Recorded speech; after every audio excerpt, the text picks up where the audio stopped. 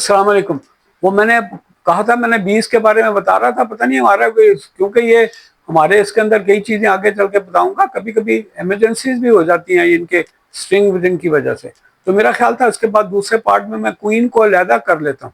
तो क्वीन जो होती है, मैंने बताया था एक ही है, आपको तकरीबन सबको ही पता है, पूरे हाइव के अंदर, पूरे छत्ते के अंदर एक होती है, ठीक है। और ओनली ये फीमेल है जो सेक्सुअली मेच्योर होती है, और ये जो है ना कॉलोनी को सस्टेन करती है, बड़ी होती है।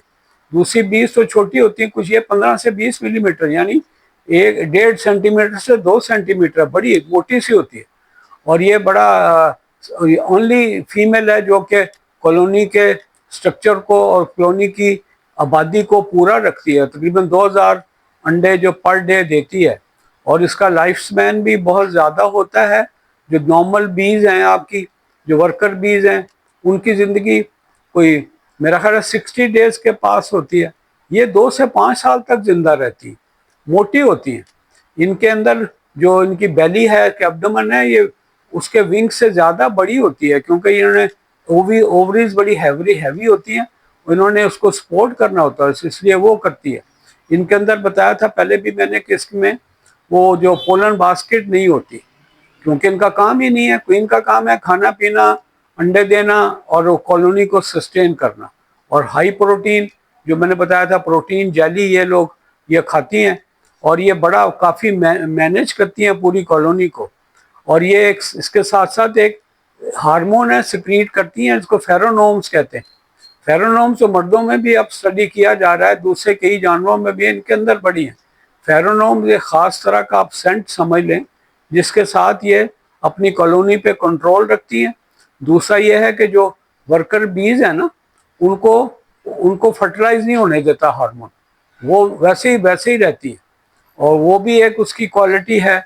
उसके साथ से उसकी और बड़ा है, वो निकल के ना तकरीबन बड़ी मेथोडोलॉजिकली ना, यानी पूरे तरतीब के साथ अपने जो अंडे दिए तो उनको एग्जामिन करती है, हर अंडे को एग्जामिन करती है, चाहे वो फर्टिलाइज है चाहे वो अनफर्टिलाइज है, ठीक है। और ये जो क्वीन, जो दूसरी वर्कर बीज है, उनको फर्टिलाइज होने से रोकते भी हैं ये हार्मोन। तो ये बड़ा बिहेवियर इनका है और बड़ा कंट्रोल बड़ा अच्छा है।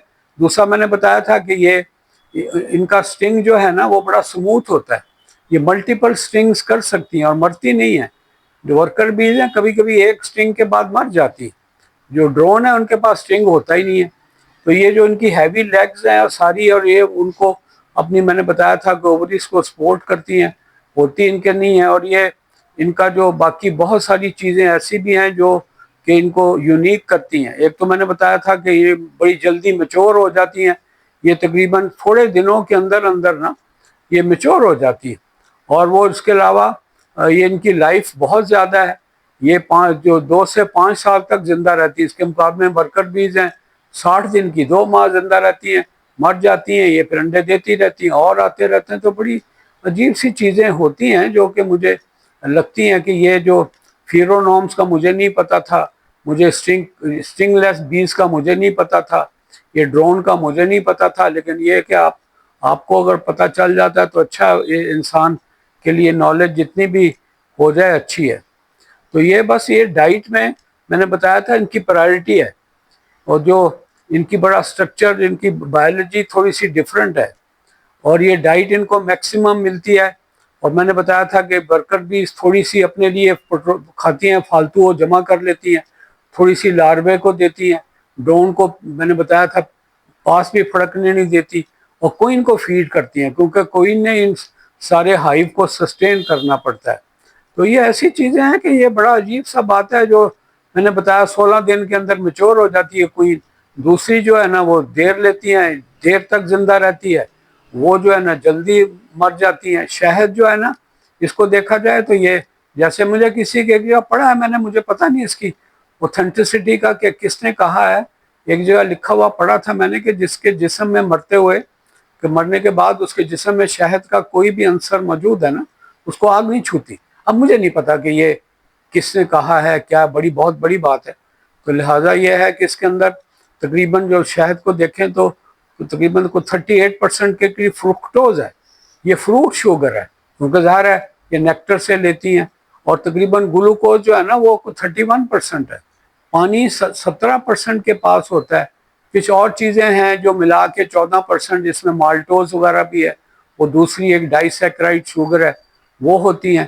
تو یہ ایک طرح کا بڑا اچھا ہے، اور یہ شہد وہد جو ہے نا لوگ ہمیشہ سے اس کو شفا کے طور پہ دیکھتے ہیں اور لوگ لیتے ہیں۔ نیند کے لیے بہت اچھا ہے، ہمارے جو میلاٹونن وغیرہ ہے جو جس سے نیند اللہ نے بنایا ہے ہارمون ہمارا، یہ اس سے اس کو ملتا ہے۔ لوگ کہتے ہیں اگر رات کو آپ شہد لے کے سوئیں 1 چمچ تو آپ کی نیند بہتر ہو جایا کرتی ہے۔ تو اس کی شہد کی تھراپوٹک ویلیو بھی ہے، انرجی بھی ہے، اور اس کے لیے اللہ نے سارا ان کو دماغ دیا ہے، یہ ورکر بیز ساری سب کچھ یہ کرتی ہے۔ تو باقی کوئین کا تو کام ہی، ان کا کام ہے صرف بچے انڈے دینا اور کھانا اور بیٹھے رہنا، اور باقی کوئی اس کا صفائی کا کام نہیں ہے، اپنی سیکریشنز وغیرہ بھی نہیں نکالتی، صفائی شفائی نہیں کرتی، کوئی ڈیبری ویبری ہوتا ہے نا جو کوئی جیسے وہ کوئی جھاڑ پونچھ نہیں کرتی ہیں، بس اس کا بیٹھے رہنا، انڈے دینا اور کھانا پینا۔ تو اپنا خیال رکھیے گا، اللہ حافظ، السلام علیکم۔